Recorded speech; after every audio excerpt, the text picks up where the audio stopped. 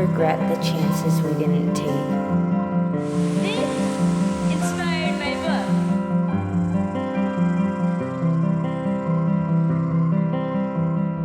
Hello everyone, today we're going to be talking about formatting your novel through things like Word and Createspace and all that fun stuff. So my novel Essence is going to be coming out this summer, and that means I'm getting the advanced reader copies of my book ready, and that is very exciting.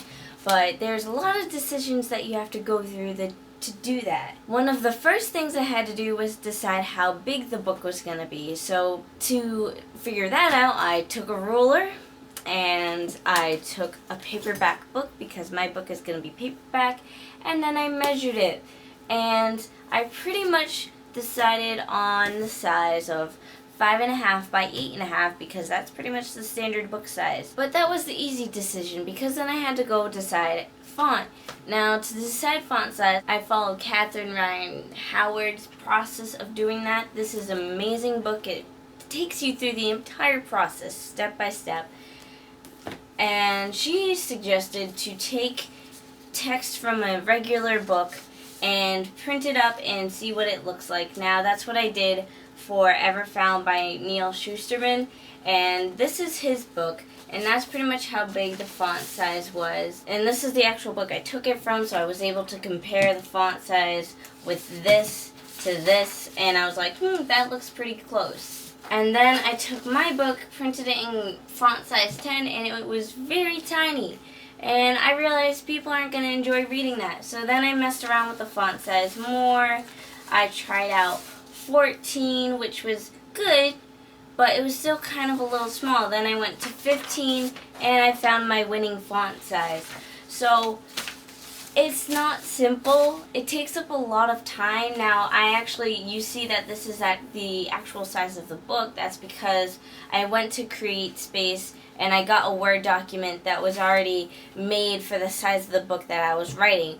And that's the awesome thing about Createspace. They give you all these templates, and it just makes publishing a lot easier. What also helped me pick my font size was past books. Like, I just recently got this in the mail because I have Wuthering Heights, but I wanted to read it, and the copy I was about this big, and I wanted a bigger copy so I could actually read it because the font size was tiny. Yet when I bought this book, the font size was still very small because it's Jane Eyre and Wuthering Heights.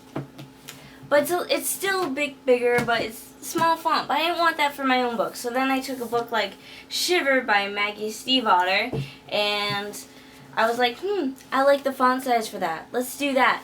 So that's pretty much the font size I chose for my own book. So you have these little things that you don't think about yourself, but then you go to make your own book and you're like, wow, I have a lot of decisions to make. And then we have the format of the inside book. You have to choose your font size, you have to choose your font, you have to choose the font for like chapter headings and all that, and it's just a whole bag of fun. But what I did to make sure I don't mess up is that I wrote everything down. I use Arabic typesetting, size 15. And for the chapter headings, I used Before the Rain in bold and font size 24. Because traditionally chapters start about halfway down the page, maybe less, maybe more, I had to keep track of about how far down the page went. So I turned on the ruler in Word, and I decided on 3 inches down the page is when I'm going to start. So here we have my book in Word. As you can see, we have a whole bunch of stuff going on here.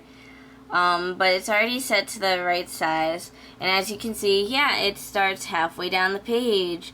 And then we have blank pages to make sure the chapters always start on the odd number page, which is a lot harder to format than you'd think.